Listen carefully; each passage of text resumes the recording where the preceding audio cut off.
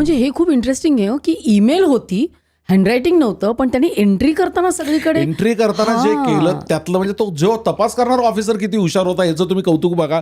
की कुठंतरी एका कोपऱ्यात भारतातल्या खूप वेगळ्या स्टेटची केस होती, कुठंतरी राजेंद्र भिडे नावाचा माणूस हस्ताक्षराचा अभ्यास करतो आणि हस्ताक्षराचा अभ्यास करून तो ते कॉमन शोधून देईल असं तो माझ्यापर्यंत पोचला आणि त्यांनी ते काम केलं. त्यामुळे मला असं वाटतं की एक खारीच्या वाटा असं म्हणणं सुद्धा चुकीचं आहे. खारीच्या शेपटीवरचा एखादा बिंदू आपल्यामुळं जर काही सिस्टीमला मदत झाली तर त्याच्यासाठी मला फार नेहमी बरं वाटतं. नाही, हे खूप म्हणजे हे इंटेलिजंट काम आहे, खूप इंटेलिजंट काम माझ्यापेक्षा त्या व्यक्तीचं आहे ना, की बाबा आहेच. आयपी ॲड्रेसवरनं त्यांनी ते रजिस्टर उचलून आणून मला द्यायची. हे हे त्याला सूचना हे किती महत्वाचं खूप महत्वाचं आहे. माझं काम मला कागद वाचायची, माझं रोजचंच आहे. म्हणजे लोक म्हणत असतील मी त्यात इंटेलिजंट आहे, प्रॅक्टिसनी झालं असेल बस.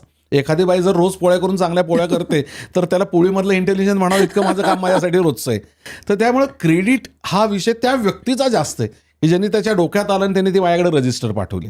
पण आता असं कधी घडलंय का, म्हणजे असं घडलं असणारच, पण आपण एवढ्या इंटरेस्टिंग केसेस डिस्कस करतोय की अगदी शॉर्टेस्ट टाईममध्ये गुन्हेगार शोधून काढला, अगदी शॉर्ट, म्हणजे काय होतं 1 तास 2 तास 3 तास काय झालं ना, खूप खूप भारी गोष्ट. म्हणजे तुम्ही म्हणला ना 1 तास 2 तास पण नाही, एका खूप मोठ्या पब्लिकेशन ऑफिसमध्ये जिथं 70-80 लोक कामाला आहेत हां, तर त्यांचा स्टाफ जो ॲडमिनचा होता त्या ॲडमिनच्या स्टाफला त्या काळामध्ये आता पहिल्यासारखं काही थंबचं नव्हतं. त्या काळात रजिस्टरवर सही करून लोक जायचे. त्या रजिस्टरवर सही करून त्या रजिस्टरवर लिहिलं होतं I love you are very sexy असं वाक्य होतं. हे आमच्या दृष्टीने हे पण डायल्यूट आहे खूप. I love you you are very sexy असं ते लिहिलेलं होतं आणि ते पत्र माझ्याकडे आलं. म्हणजे ते लिहिलेलं आलं, त्यांनी मला बोलून घेतलं. मला बोलून घेतल्यानंतर मी तिथं गेलो आणि तुम्ही म्हणाला की पटकन काय झालं, मी सगळ्यांचे आपले खिस्से बघत होतो आणि काय माहिती म्हणजे तो माणूस खरंच बिंडोक म्हणला पाहिजे किंवा मी शोधल्यामुळं लकीली माझं नशीब त्या दिवशी चांगलं होतं. ते काळ्या पेनाने लिहिलेलं होतं. मी सहज रँडमली बघितलं, एकाच्याच खिशाला काळं पेन होतं, त्याचंच हँडरायटिंग आणलं, मॅच केलं, विषय संपला. काही मिनिटात सोडवली हा case. म्हणजे मी परत म्हणतो ना की नुसतं हँडरायटिंग नाही ना, तुमची कुतल किंवा काळ्या पेनाने लिहिलं, काय तू बोलूच नको ना कोणाची, फक्त बघत जातं एकाच्या खिशाला काळं पेन होतं. मी त्याचं हँडरायटिंग असं जाऊन जवळ बघितलं, मला वाटलं की हे मॅच होते म्हणून आम्ही काय केलं की 35 जणांना बसवलं आणि ते शब्द येतील असा एक निबंध तयार केला. ते I love you you are very sexy. तर त्यावेळेला काय समजा Mrs XYZ looking very hot and sexy and she loves that person, म्हणजे मला जे लव पाहिजे, सेक्सी पाहिजे, आय पाहिजे, हे सगळ्याचा एक पॅराग्राफ तयार केला आपण आणि तो सगळ्यांना लिहायला लावला. आणि सगळ्यांना लिहिलं, मला माहित होतं या माणसाचं लिहिलेलं, पण आता त्याला असं वाटलं पाहिजे ना म्हणून ते आणलं. म्हणून कधी कधी असं म्हणतो ना आपण की आणखीन एक फार भारी किस्सा सांगतो.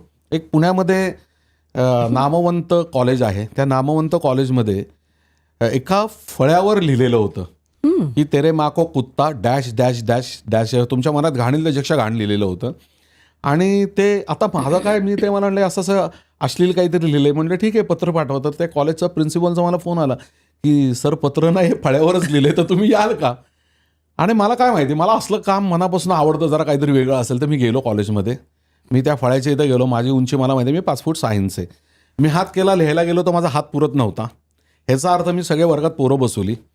आता बघा गंमत कशी असते. कोणीतरी उंच मुलांनी लिहिलं हां, मी काय म्हणलं 5 फूट 6 इंचाची जी पोरं ती सगळी बाहेर जा त्याच्या खालची. बघा होतं तुम्ही MBA कॉलेजचं कॉलेज होतं, 70-80 पोरं वर्गात असतात, नेहमी पोरं निघून गेली. परत मी त्यांना म्हटलं की सगळ्यात महत्त्वाचं जी महाराष्ट्रीयन पोरं आहेत ती बाहेर जा. तर प्रिन्सिपल मला म्हणतो तू असं का म्हणतो. सर लेट मी मला करू देत काम. फक्त 5 पोरं राहिली शिल्लक आणि 5 पोरांमध्ये एकाचं हँडरायटिंग मॅच झालं.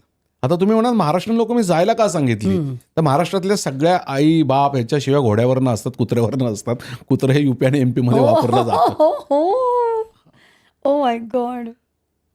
तर हे म्हणजे मी सांगितलं ना तुम्हाला, फार अवघड नसतं हो काही. आपण ते जितकं सोपं करू ना तितकं तुम्हाला कामाचा आनंद मिळत जातो. तुम्हाला कामाचा आनंद मिळाल्यानंतर तुम्ही अपग्रेड होत जाता. आणि मी तुम्हाला इतकं मोकळेपणाने सगळ्या केस किंवा काही रेफरन्सेस का देतोय, आता मी कधी ना कधीतरी ह्या क्षेत्रातनं बाहेर पडेन, कारण मी आता खूप वर्ष काम करतोय. 25 आता बरं झालं तुम्ही बोललात. इतकी वर्ष तुम्ही कधी कॅमेरासमोर आला नाहीत आणि इतकं ओपनली बोलला नाहीत, तर ह्याच्या मागे काहीतरी कारण असेल. म्हणजे तुमचं काम इतकं सेन्सिटिव्ह आहे, तुम्हाला धमक्या तर येतच असतील. म्हणजे इतके दिवस असं एवढं मोठं गॅप का घेतली, आता का अवेअरनेस. मला असं वाटतं की मला लक्षात असेल तर मी नावासकट सांगतो की राजू परुळेकर साहेब जेव्हा ETVला संवाद कार्यक्रम घ्यायचे तेव्हा संवादमध्ये मी दिलेला तो व्हिडिओचा इंटरव्ह्यू सोडला. तो किती वर्षापूर्वी होता? 2002-2003ला बहुतेक आता झाला म्हणजे असेल. 20 वर्ष झाली. त्यानंतर मी पहिल्यांदा कुठल्या तरी कॅमेऱ्याच्या समोर येतोय. मला आवडतं कॅमेऱ्याच्या समोर जायला, असं काही नाही. आणि तुमचं पुनरागमन सर्व काहीवर आहे त्याबद्दल धन्यवाद. सर्व काहीला का दिलं तर मला असं वाटतं की मी तुमचे खूप व्हिडिओ बघितले. पॉडकास्ट हा खूप चांगला प्रकार चालवला. जे येतात ते सगळेच चांगले येतात. मला काही कंपॅरिझन कोणाशी करायचं नाही. पण तुमच्यामध्ये एकतर एक वेगळ्या पद्धतीचं समोरच्याला बोलतं करताना तुम्हाला कमी बोलायची सवय. म्हणजे एकतर मला बोलायला लागतं आणि माझा विषय मी बोलल्याशिवाय कळणार नाही. त्यामुळे मी जेव्हा बघतो, मला कोणाची नावं नाही घ्यायची, XYZ कोणाचे असतील ते, तर खूप बोलणाऱ्या माणसाला इंटरव्ह्यू द्यायचं मला थोडंसं नको होतं. पण मी तुमचे सगळे व्हिडिओ बघितले. You are pleasant personality. त्यात Thank तुमचा you. मुलगा तुम्हाला मदत करतो हे मला असं इतकं छान वाटलं की बाबा it's a family team together. आणि कसं होतं की मी पुण्यात राहतो. पुण्यात राहिल्यानंतर जर कोणीतरी मुंबईचा जर असेल तर मला एक वेगळा रिच मिळेल. रिच म्हणजे लोकांपर्यंत माझं काम जाईल. बरोबर आहे. मग मी विचार केला की आता जर पॉडकास्टला आपल्याला इंटरव्ह्यू द्यायचे आहेत, कारण बऱ्यापैकी काही आजकाल पॉडकास्ट बघून मला पण वाटतं की आपण द्यावेत, कारण आपलं शास्त्र कोणापर्यंत तरी जावं. आणि लोकांना समजलं पाहिजे. हां. आणि काय होतं ना की त्यामध्ये इन्क्लिनेशन होऊन एखादा तरी चांगला विद्यार्थी मला मिळावा अशी माझी इच्छा आहे की बाबा नाही परफेक्ट. की सर, फक्त आता मी असं सांगतो की त्या विद्यार्थ्यामध्ये शिकवायला मी पूर्ण तयार आहे. त्याच्या आईवडिलांकडनं परवानगी पाहिजे इतकं रिस्की काम करायचं. ही क्लिप शेवटपर्यंत बघितल्याबद्दल खूप खूप धन्यवाद. संपूर्ण एपिसोड बघण्यासाठी खाली दिलेल्या लिंकवर क्लिक करा आणि सर्व काही चॅनलला सबस्क्राईब करायला विसरू नका.